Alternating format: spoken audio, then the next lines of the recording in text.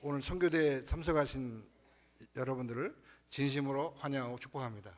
오늘 선교대회를 통해서 여러분 큰 은혜와 도전을 받으시고 오늘 선교대회가 직장 선교의 새로운 계기가 되기를 바랍니다.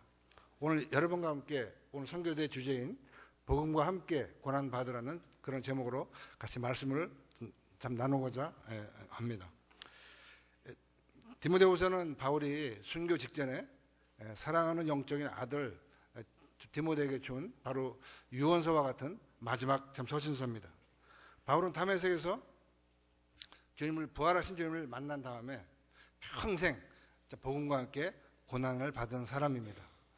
고린도후서 11장 23절에서 28절에 보면 내가 수고를 넘치도록 하고 옥에 갇히기도 더 많이 하고 매도 수없이 맞고 여러 번 죽을 뻔하였으니 유대인들에게 40에 하나 감한매를 5번 맞았으며 3번 태장으로 맞고 1번 돌로 맞고 3번 파산하는데 일주야를 기품에서 지냈으며 여러 번 여행에 강의 위험과 강도의 위험과 동족의 위험과 이방인의 위험과 신의 위험과 광야의 위험과 바다의 위험과 거디 형제 중에 위협을 당하고 또 수고하며 애쓰고 여러 번 자지 못하고 줄이며 목마르고 여러 번 굶고 춥고 헐벗었느라 이외의 모든 일은 고사하고 올해 날마다 내 속에 놀리는 일이 있으니 곧 모든 교회를 위해서 염려하는 것이라고 기록하고 있습니다.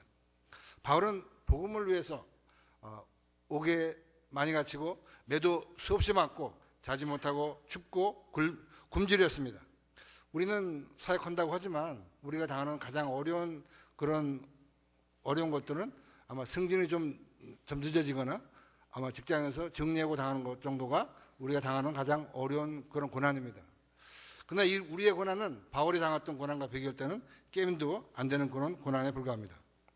그리고 바울이 지금 이 편지를 쓰고 있는 이 당시에는 바울은 노년에 감옥에 갇혔고 이제 바울의 동역자들은 바울을 다 떠났고 그리고 순교 직전에 그야말로 비참하고 처참한 상황 가운데 이 편지를 쓰고 있는 것입니다. 이런 절망적인 상황 가운데서 바울은 디모데에게 복음과 함께 고난을 받으라고 명령하고 있습니다. 여기에 이 문법 시제를 보면 능동 명령입니다. 적극적으로 고난을 받으라는 명령입니다.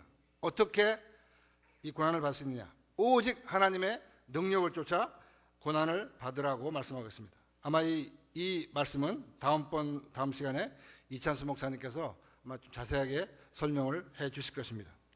바울은 본문에서뿐 아니라 마지막 디모데에서 모든 장마다 고난받을 것을 명령하고 있습니다. 디모데후서 2장에도 보면 3절에 내가 그리스도 예수의 좋은 군사로 나와 함께 고난을 받으라고 권면하고 있습니다.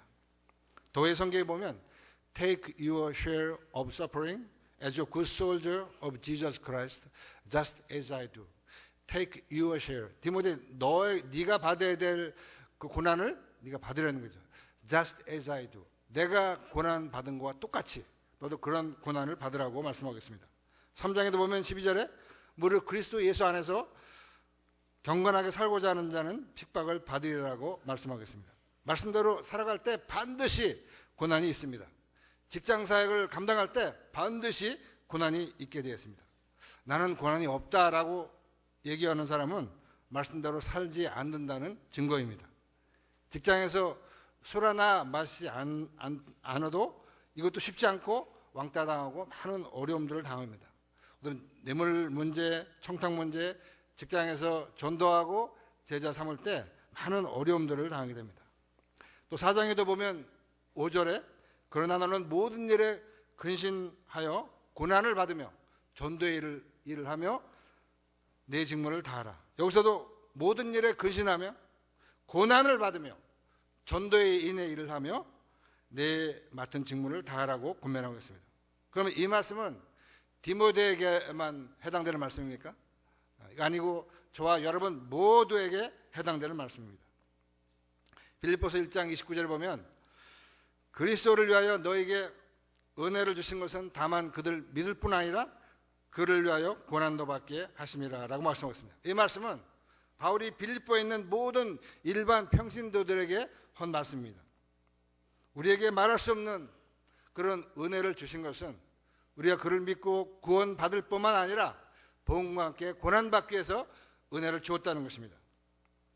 우리가 또 그리스도의 고난에 동참할 때 주님이 나중에 영광 가운데 나타나실 때 그분의 영광과 축복에 동참하게 됩니다. 베드로전서 4장 13절에 보면 오직 너희가 그리스도의 고난에 참여하는 것을 즐거워하라. 이는 그의 영광을 나타나실 때 너희로 즐거워하고 기뻐하게 하려 함이니라라고 말씀하고 있습니다. 또 골로새 1장 24절에 보면 내가 이제 너희를 위하여 받은 괴로움을 기뻐하고 그리스도의 남은 고난을 그의 몸된 교회를 위해서 내 육체에 채운다라고 말했습니다. 바울은 그리스도의 남은 고난에 동참하기 위해서 평생 복음과 함께 고난받았습니다. 이 한 사람의 고난을 통해서 수많은 사람들이 구원을 받게 되었고 기독교 역사와 세계 역사가 바뀌게 되었습니다. 우리도 그리스도의 남은 고난에 동참해야 됩니다. 그러면 우리가 무엇을 위해서 고난을 받아야 합니까? 우리의 잘못 때문에 받는 고난이 아니라 복음을 위하여 고난을 받으라는 것입니다. 요한복음 6장 17절 썩는 양식을 위하여 일하지 말고 썩지 않는 양식을 위하여 하라. 바로 썩지 않는 양식이 무엇이냐? 바로 복음입니다. 요한일서 2장 17절 이 세상도 그 정욕도 지나가되 오직 여호와의 뜻을 행하는 이는 영원히 거하니라. 우리의 삶을, 우리의 젊음을 바로 영원한 것에 투자해야 됩니다. 복음은 헬라말로 유앙겔리온이라는 단어로서 기쁜 소식이라는 뜻입니다. 복음은 정말 최고의 이루 말할 수 없는 그런 기쁜 소식입니다. 로마서 10장 13절 누구든지 주의 이름을 부르는 자는 구원을 얻으리라. 누구든지 whoever 예수님을 믿으면 죄사함 받고 영생 얻고 성령 받고 하나님의 자녀가 되고 진리 가운데 축복된 삶을 살아갈 수가 있습니다. 정말 놀라운 축복입니다. 이상 더 큰 축복은 이 세상에 없습니다. 우리 그리스도인으로서 우리가 아무리 이 땅에 살 비참해도 우리의 마지막은 영생입니다. 영생의 가치가 얼마나 되겠습니까? 값으로 환산할 수가 없습니다. 쉽게 말해서 100억, 1000억 그 이상이 바로 영생의 가치입니다. 제가 2주 전에 직장 선교 오시는 방송희 목사님과 함께 교제하는 가운데 영생의 축복이 얼마나 놀라운 것입니까? 이 말이 제 마음에 와서 참 닿습니다. 천년만년 영원히 주님과 함께 산다는 것, 우리의 인간적인 이성으로는 이해할 수가 없는 어려운 것입니다. 그러나 성경은 그것을 우리에게 약속하고 있습니다. 우리가 이것을 정말 믿는다면 구원받는 것 한 가지만 가지고도 평생 감사해야 되고 평생 주님의 고난에 동참해야 할 것입니다. 왜 우리가 이 복음과 함께 고난을 받아야 합니까? 예수님 외에는 구원이 없기 때문입니다. 요한복음 14장 6절 예수께서 가라사대 내가 곧 길이요 진리요 생명이니 나로 말미암지 않고는 아버지께로 올 자가 없느니라 라고 말씀하셨습니다. 바로 예수님이 바로 길이십니다. 많은 길 중에 하나가 아니라 더 정관사입니다. 유일한 더 웨이, 더 트루스, 더 라이프입니다. 많은 분들이 힌두교를 믿고 불교를 믿고 이슬람을 믿고 세상 철학을 믿지만 그것까지는 절대로 안 된다는 것입니다. 예수님 외에는 구원의 길이 전혀 없습니다. 예수님이 십자가에서 흘리신 보혈 외에는 우리의 죄가 정케 되는 방법이 전혀 없다는 것입니다. 두 번째, 하나님은 디모데전서 2장 4절 모든 사람이 다 구원받기를 원하십니다. 히브리서 9장 17절 한 번 죽는 것은 사람에게 정하신 것이요 그 후에는 심판이 있으리니. 작년에 스티브 잡스가 죽었습니다. 포철 회장이었던 박태준 회장도 죽었습니다. 모든 사람이 누구나 다 죽습니다. 죽은 후에 천국과 지옥은 장난이 아니라 실제입니다. 따라서 가장 중요한 것이 무엇입니까? 바로 영생입니다. 바로 생명입니다. 마가복음 8장 36절 사람이 만일 온 천하를 다 얻고도 제 목숨을 잃으면 무엇이 유익하리요? 라고 말씀하셨습니다.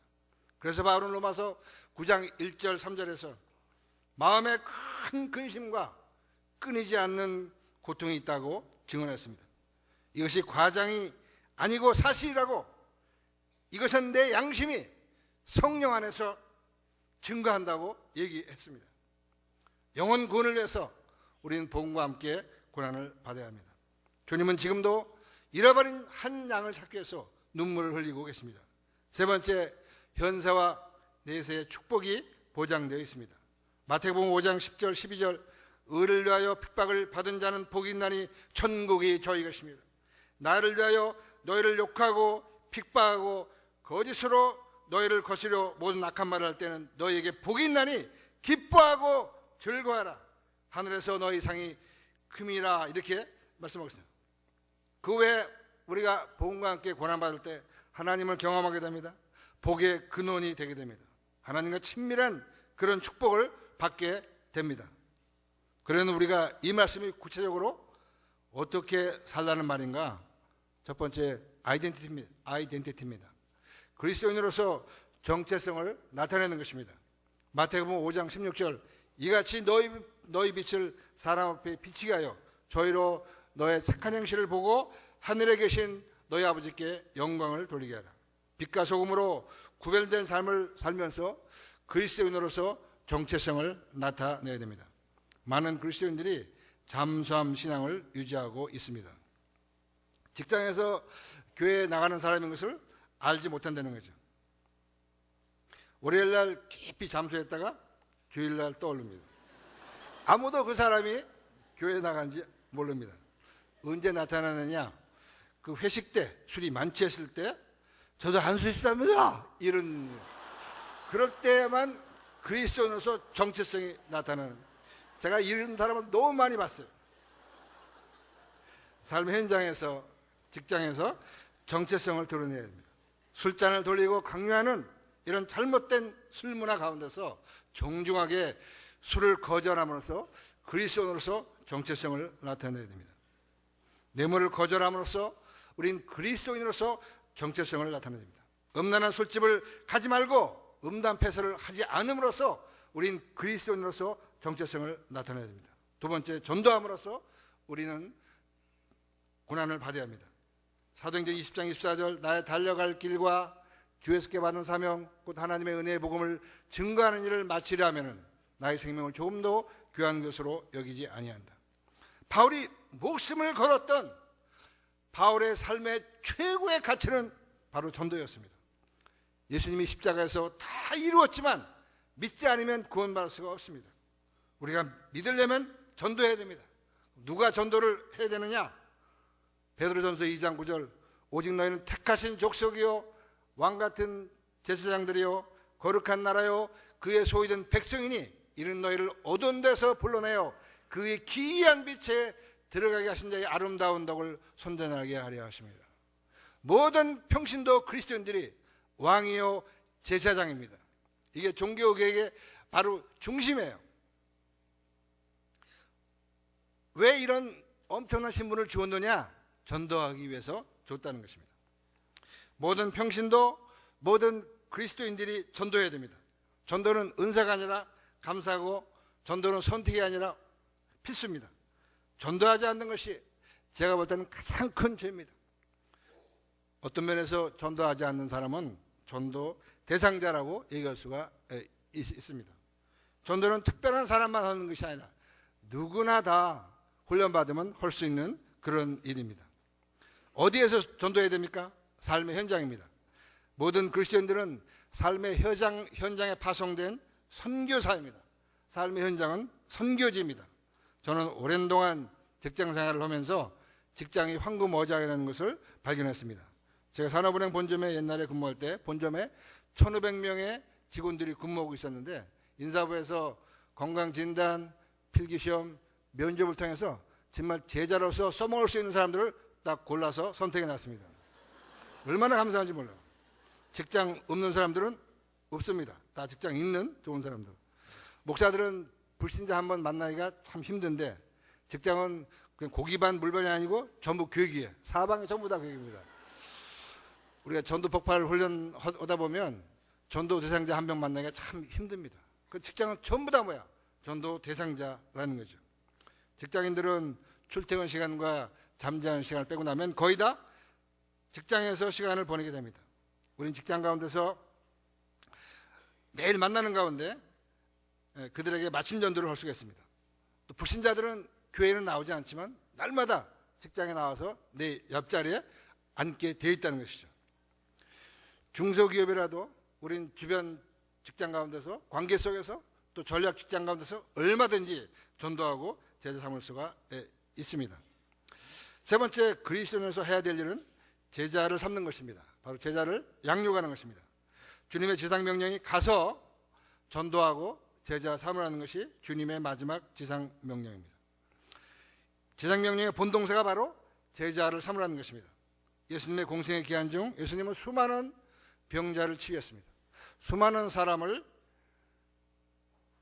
전도했고 수많은 귀신을 쫓아내었지만 예수님의 사역의 핵심은 12명을 제자 삼는 것이었습니다. 이게 예수님의 가정 사역의 가장 중요한 역할이었습니다. 우리는 직장을 변화시키고 민족과 세계를 변화시킬 수 있는 앞에 간증한 그런 충성된 사람들을, 직장과 도시와 세계를 변화시키고자 하는 마음이 있는 그런 한두 명의 충성된 사람들을 삶의 현장에서 전도하고 제자 삼는 것은 작은 일이 아닙니다. 놀라운 일이고 특권입니다. 바로 이것이 우리의 사명입니다. 간증한 분 두 분, 그런 사람을 내 삶의 현장에서 만나서 양육하는 것, 이게 엄청난 바로 축복입니다. 골로새 1장 28절 29절 보면 바울의 제자 사역이 나옵니다. 우리가 그를 전파하여 각 사람을 권하고 모든 죄로 각 사람을 가르치면 각 사람을 그리스도 안에서 완전한 자로 세우려 함이니 이를 위하여 나도 내 속에서 능력으로 역사하시는 의 역사를 따라 힘을 다하여 수고하느라. 바울은 가는 곳마다 그리스도의 복음을 전파했고 개인 맨투맨으로 사람을 세웠습니다. 어디에서 그럼 우리가 제자를 효과적으로 삼을 수 있습니까? 삶의 현장입니다. 우선 만나기가 좋고 현장 훈련을 시킬 수가 있고 본을 보일 수가 있습니다. 삶의 현장에 빠진 제자 훈련, 진정한 제자 훈련이라고 말할 수가 없습니다. 모든 그리스도인들이 해야 되는 세 가지 제가 말씀드렸어요. 우리가 고난받는다는 말은 무엇 때문에 고난받아야 되느냐? 아이덴티티, 빛과 소금의 역할을 감당하고 그리스도인인 것을 나타내야 되는 것이다. 두 번째, 전도하고 세 번째, 제자 삼음으로써 우리는 복음과 함께 고난받아야 합니다. 이것이 이 시대의 요청이고 직장 선교이고 주부 선교입니다. 직장 선교는 성경적입니다. 직장 선교는 전략적입니다. 직장 선교는 시대 요청적입니다. 직장 선교는 효율적입니다. 직장 선교는 경제적입니다. 따라서 근데 이 직장 선교가 쉽지가 않습니다. 같이 연합해야 됩니다. 구멍가게식으로는 되지 않습니다. 각 신우의 선교회들이 같이 연합해서 이 사역을 감당해야 됩니다.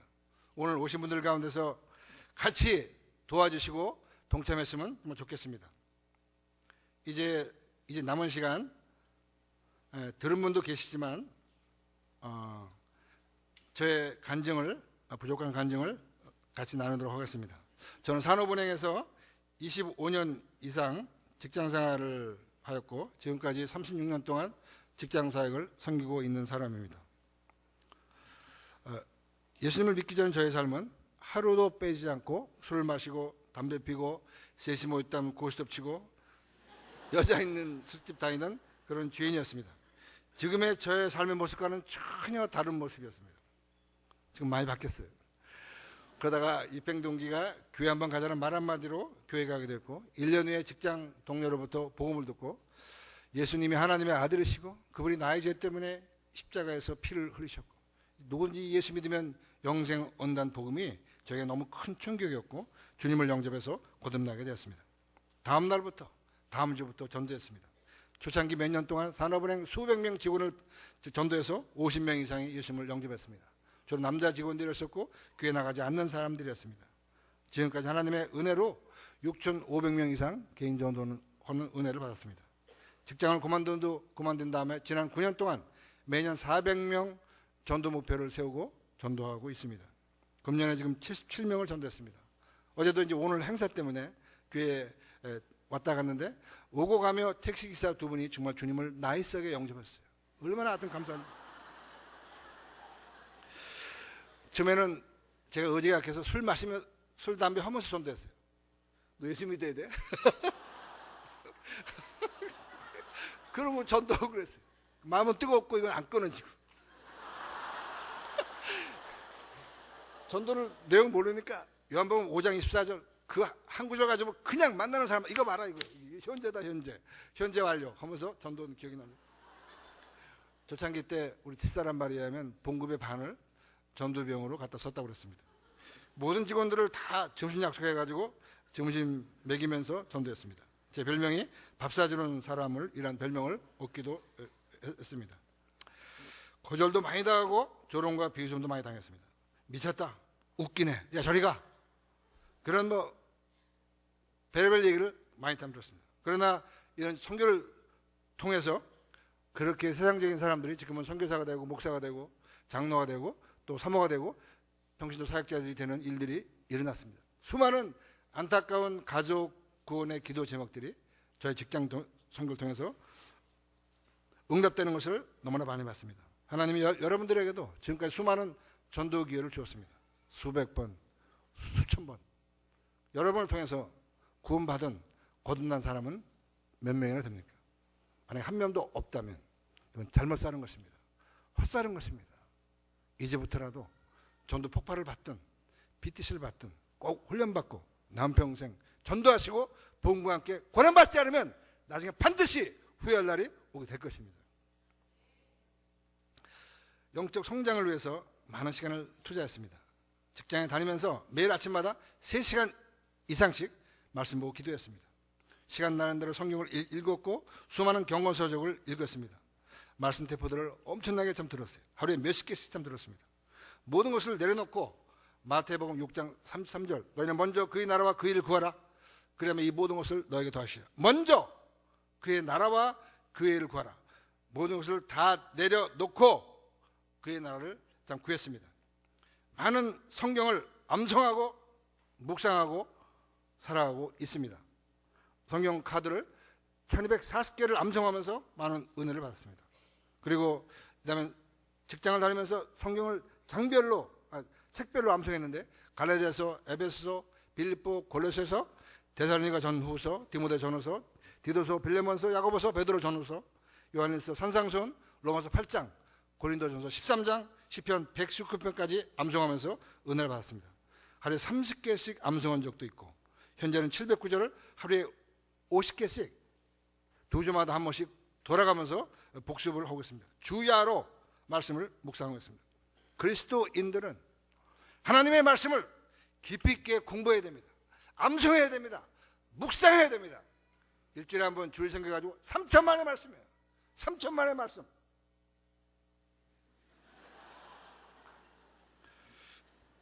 그렇게 살면서 인생의 가장 중요한 목표인 인생의 가장 중요한 목표를 위해서 주여 내가 무엇을 하리까? 라는 제 남은 인생의 사명, 소명을 구하게 됐습니다. 주님께서 을지로 입구 본점 근무할 때 을지로 입구에 있는 은행 본점들의 건물들을 생각 가운데 떠올리시면서 저에게 직장 선교에 대한 비전을 주셨습니다. 그래서 금융단 장기 선교 계획 20년 동안 직장 가운데서 이사를 하자. 주로 서울 본점 있는 곳, 그 다음에 서울 금융단 밀집 지역으로 해서 지방으로 전 세계로 확산하자. 이런 계획을 세웠습니다. 이 비전을 이루기 위해서 수많은 성역 공부와 제자 양육을 했습니다. 직장을 다니면서 매일 아침마다 월요일부터 토요일까지 맨투맨을 했습니다. 매일 아침마다 맨투맨 오고 직장 근무를 했습니다. 점심시간, 저녁시간 등 수없는 많은 성역 공부를 했습니다. 그리고 저녁 때 그 회식이 맞는 것을 보고 합숙소 그 새벽 공부를 계획하게 되었고 추운 겨울날도 저희 집이 신당동에 있었는데 추운 겨울날 새벽 5시에 집에 출발해서 장춘당 공원까지 한 30분 정도 암송하면서 기도하면서 가고 추우니까 운동장을 돌면서 준비기도 하고 그 당시에는 난방버스가 없어서 추운 버스를 타고 강남역 갑니다. 가서 합숙 문이 잠겨 있으면 담 넘어 들어가가지고 성역 공부하고 직장에 출근했습니다. 그때 같이 공부했던 지금 두 분이 중국 선교사로 사역하고 있습니다. 외환은행 위해서 1년 기도했어요. 하나님이 1년 뒤에 기도한 대로 응답했었어요. 5시 반에 집에서 출발해서 신당역에서 전철을 타고 성내역 가면 6시 10분. 거기서 택시를 타고 풍납동 외환은행 합수에 가면 6시 20분. 그때부터 성역 공부하고 을지로 입구에 출근했습니다. 이런 식으로 우리은행, 한국은행, 농협에서 성역 공부를 인도했습니다. 그러다가 1990년 40대 초반 대리 말년 과장 승진 직전에 1990년 1월 첫째 화요일 날 40여 명이 모여서 바로 이 BBB 이 모임을 시작했습니다. 이 모임이 여러 지역으로 확산하게 되었고 서울 경인 지역에 현재 한 50개 모임으로 확산되었고 지금 지방에도 한 20여 곳, 또 아까 간증같이 지금 중국에서도 앞으로 이 사역이 활성화될 것으로 기대가 참 됩니다. 정말 비인기 종목이고 힘든 사역이었지만 하나님의 은혜였다고 생각합니다. 이렇게 열심히 사역하다 몇 년 후에 제가 금융 2부에 발령을 받게 되었습니다. 저는 상급 차장이었고 제가 상급 중에 제일 고참이었습니다. 같은 부에 저희 동기가 벌써 이미 3년 전에 2급 부부장으로 승진해서 저의 담당 상사였습니다. 그 부장은 술을 너무 좋아할 정도가 아니고 알코올 중독자였어요. 그래서 거의 매일 상급 이상들과 함께 같이 고스톱 치고 청단 홍단 먹고 고 하면서 그냥 이렇게 오가는 술잔 속에 뭐 그러면서 다 뭐 저만 그냥 외톨이였어요. 참 정말 외롭더라고요. 힘들어. 이러다 내가 제일 고참인데 동기는 벌써 3년 전에 승진했는데 너 또 고가 못 받으면 어떡할까 그런 참 두려움도 있었습니다. 그 당시 고가는 과거 고가 평균에다가 마지막 고가를 플러스해서 둘로 나눕니다. 그래서 과거 아무리 잘해도 마지막 고가를 못 받으면 그 희망이 쫙 뒤로 밀립니다. 그러니까 굉장히 참 무서운 거죠. 근데 우리 동기가 부장이 너한테 고가를 줬으니까 걱정하지 말고 감사하라고 그래서 좀 그렇게 알고 그런 줄 알았는데 나중에 보니까 이게 사기였더라고요. 그런 상태에서는 고가 받은 줄 알고 제가 신탁부로 발령받아 갔습니다. 제가 제일 고참이었고 기획 업무를 맡게 되었습니다. 당연히 이제 고가 받고 내년 1월 달이면 이제 승진해서 자유로운 가운데 사역을 할 수 있겠구나라고 생각하면서 근무를 열심히 하고 나서 연말쯤 다 돼가지고 내가 뭐 이런 것 때문에 밥을 살 수는 없는 거고 그냥 말 인사라도 해야겠다라고 해서 제가 부장실에 12월 30일 날 찾아갔습니다. 부장님 잘 부탁드립니다. 근데 이분이 안색이 확 바뀌면서 당신 인사배 고가를 알아보니까 저 밑에 보이지도 않는다고 그러더라고요. 보이지도 않는다. 그러면서 지금이라도 안 늦었으니까 다른 부서로 갔으면 좋겠다라는 거예요. 제가 부담된다는 거죠. 참 창피하더라고요. 제가 꼭 승진에 목숨 걸었던 거는 아니었지만 상황이 그렇게 됐고 또 승진되면 자유한 가운데 사역을 할 수 있으니까 좀 기대도 했었는데 딱 그런 얘기 딱 들으니까 너무 힘들어서 자리에 앉을 수가 없더라고요. 찬바람이 쌩쌩 부는 12월 30일 3일로 산업은행 본점 옆에 파고다공원에 앉아 있는데 눈물이 막 계속 나오더라고요. 주님 이제 저는 어떻게 해야 돼요? 어떻게 이걸 수많은 세월을 견뎌야 하나요? 이런 몇십 분을 눈물을 적시면서 앉아 있다가 다시 사무실에 들어와서 마음을 가라앉히고 그 부장실에 들어갔습니다. 부장님, 저 그냥 이 부서에 그냥 있겠습니다. 저 괜찮습니다. 심력기 쳐져서 죄송합니다. 말은 그렇게 했지만 너무 전 두려웠어요. 그리고 그러니까 이걸 헤쳐가야 되는데 계획이 없던 CCC 원당금식 기대를 참석했습니다. 가서 주제는 참 좋았어요. 다니엘서 뜻을 정하여 알고도 그리 아니하야 하실 줄 너무 좋았는데 그런데 그리스도인들은 직장에서 꼭 성공해야 된다는 거야. 그걸 또 막 강조하는 거야. 얼마나 화가 나는지 너무 견디기가 힘들더라고. 가서 막 그냥 멱살 잡고 싸우고 싶더라고. 너 진짜 아니 도대체 이게 무슨 일을 그렇게 하냐? 예수님도 고난 받고 바울도 고난 받고 그럼 아니 고난 받는 사람은 뭐냐 말이야. 이러고 싶은데 그럴 수는 없고 막 참다가 저녁 때 보따리 싸고 그냥 내려왔어요. 1월 1일 저녁 때인데 정말 찬바람 쌩쌩 부는 추운 보암동길을 내려오는데 너무 비참하고 참 처량했습니다. 집에 와서 제가 인상 쓰고 있으니까 제 집사람이 왜 그러냐고 너무 힘드니까 제발 가만 좀 놔둬. 우리 집사람이 별난 사람 만나가지고 정말 고생 많았습니다. 잠은 자는데 잠이 오지 않아. 다음날 아침에 일어났습니다. 은혜 받아야 되는데 어떻게 하지? 다시 보따리 싸고 보암동 올라갔어. 메시지 내용은 똑같이 마음에 안 들었지만, 상처가 됐지만, 개인적으로 성경을 보다가 이사야 43장 18절부터 21절, 너희는 이전 일을 기억하지 말며 옛적 일을 생각하지 말라. 보라, 내가 새 일을 행하려니 이제 나타날 것이라. 너희가 그것을 알지 못하겠느냐? 정령이 내가 광야의 길과 사막의 강을 내리니 장차 들짐승 곧 실황과 및 타조도 나를 존경할 것은 내가 광야의 물들을 사막의 강들을 내어 내 백성 나의 택한 자로 마시게 할 것임이라. 이 백성은 내가 나를 위하여 지었나니 나의 찬송을 부르게 하려 함이니라. 하나님이 광야의 길을 내고 사막의 강을 낸다는 것입니다. 하나님, 어떻게 이게 가능합니까? 하나님이 하시겠다는 거예요. 더 나가서 이걸 마시게 하고 찬송을 부르게 하겠다. 막 눈물이 막 나오더라고요. 마음에 큰 위로와 격려가 되었습니다. 그때 제가 한 기도에, 주님, 제가 다시는 국가 성진 신경 안 쓰겠습니다. 저를 사용해 주십시오. 마음으로부터 나오는 그런 기도를 드렸습니다. 그 후에 부장이 저가 너무나 불쌍했는가 봐요.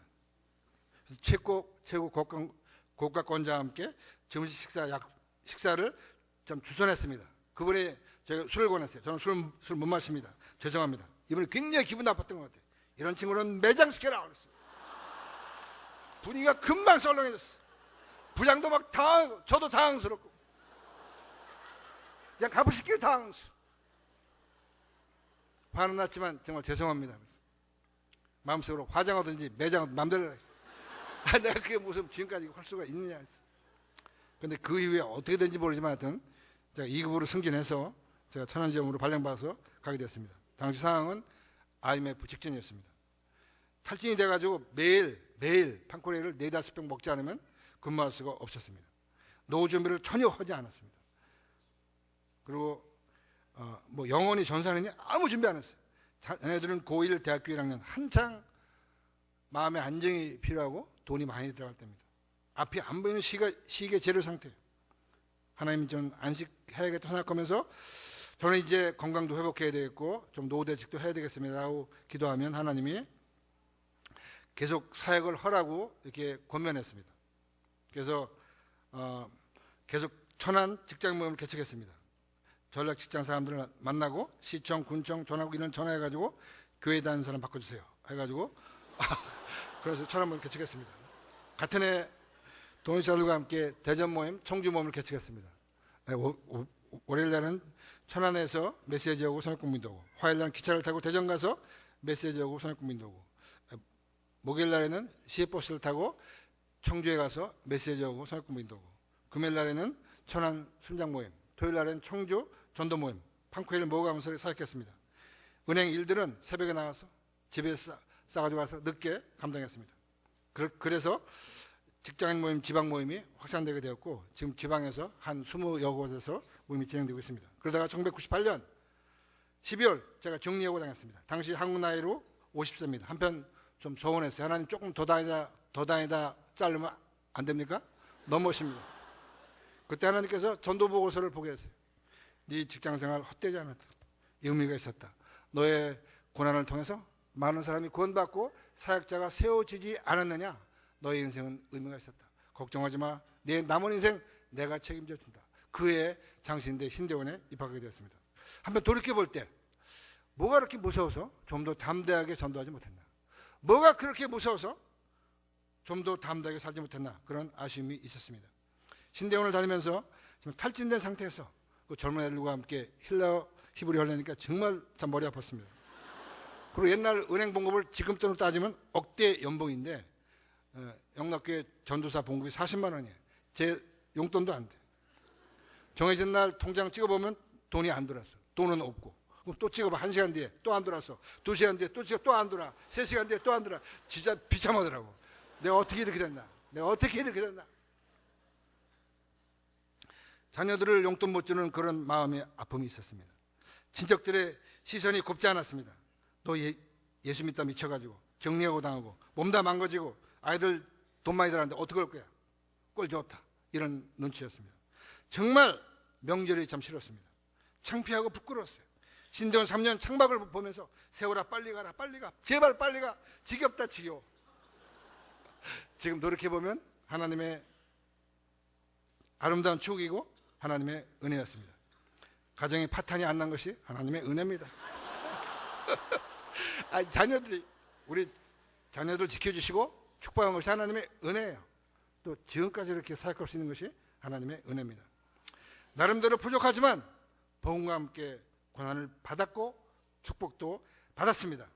여러분은 어떻습니까? 복음과 함께 고난을 받으셨습니까? 이제 다 같이 결단하는 시간을 갖도록 하겠습니다. 바울은 갈라디아서 6장 10절에서 이후로는 누구든지 나를 괴롭게 말라. 내 몸에 예수의 흔적을 가지노라. 바울은 온 몸에 예수님의 고난의 흔적을 가졌습니다. 여러분의 흔적은 무엇입니까? 예수님의 흔적이 여러분 가운데 어디에 있습니까? 여러분이 전도한 사람은 지금 어디에 있습니까? 여러분이 제자 삼은 그 충성된 사람은 지금 어디에 있습니까? 계시록 2장 4절 5절 그러나 너를 책망할 것이 있나니 너희 처음 사랑을 버렸느니라. 그러므로 어디서 떨어진 것을 생각하고 회개하여 처음 행위를 가지라. 만일 그리하지 아니하고 회개치 아니하면 내가 내게 임하여 내 촛대를 옮기리라 라고 말씀합니다. 계시록 3장 15절 16절 내가 내 행위를 아노니 내가 차지도 아니하고 더없지도 아니하도다. 내가 차든지 더없든지 하기를 원하노라. 내가 이같이 미지근하여 더없지도 아니하고 타지도 아니하니 내 입에서 너희를 토하여 내치리라. 주님이 이 시간 우리에게 말씀하십니다. 나는 너를 위하여 마지막 피 한 방울까지 다 흘렸건만 너는 나를 위하여 지금 무엇을 하고 있느냐. 나는 너를 위하여 마지막 피 한 방울까지 다 흘렸건만 너는 지금 나를 위해서 무엇을 하고 있느냐. 주님, 제가 첫사랑을 잃어버렸습니다. 구원의 감격을 상실했습니다. 덥지도 아니하고 차지도 않습니다. 사명을 떠나 이 세상을 쫓아 살았습니다. 여러 가지 정말 부끄러운 죄들을 너무나 많이 지었습니다. 전도하지 못했습니다. 그리스도인으로서 정체성을 나타내지 못했습니다. 삶의 무게, 사역의 무게에 지쳐 있습니다. 하나님 너무 힘듭니다. 도와주세요. 이 시간 이런 분들은 그 자리에서 조용히 일어나시기 바랍니다. 이제 정말 새로운 삶, 새롭게 결단하기 원하는 분들은 조용히 자리에서 일어나시기 바랍니다. 용기를 내서 일어나시기를 바랍니다. 이제 내가 새로운 마음으로 복음과 함께 제 남은 생에 살기로 결단합니다. 이런 분들 자리에서 일어나시기 바랍니다. 감사합니다. 하나님께서 이들을 축복하여 주시길 원합니다. 이들의 결단을 축복하시고 사용하여 주시길 원합니다. 이들에게 성령의 기름을 부어주시길 원합니다. 제가 기도하겠습니다. 하나님 아버지, 우리에게 구원 주시고 영생 주시고 사명 주신 것을, 성령 주신 것을 감사합니다. 그러나 죄와 환경에 눌려서 구원의 감격을 상실한 채 살았을 때를 회개합니다. 용서해 주시고 불쌍히 여겨주시고 긍휼히 여겨 주시옵소서. 영적 무감각과 나태함, 영적 침체와 무기력, 거짓과 위선에서 벗어나 복음과 함께 고난받게 하소서. 일어나 빛을 발하게 하소서. 수많은 전도기회를 주었지만 전도하지 못했습니다. 목숨 걸고 전도하게 하여 주시옵소서. 하나님 주신 소명을 떠나서 살았습니다. 끝까지 소명 따라 살게 하여 주시옵소서. 신앙과 삶을 분리한 채 부끄러운 삶을 타협하면서 살았습니다. 이제 삶의 현장에서 구별된 삶을 살게 하여 주시옵소서. 한국교회 BBB 중요한 전환기적 시점에 와 있습니다.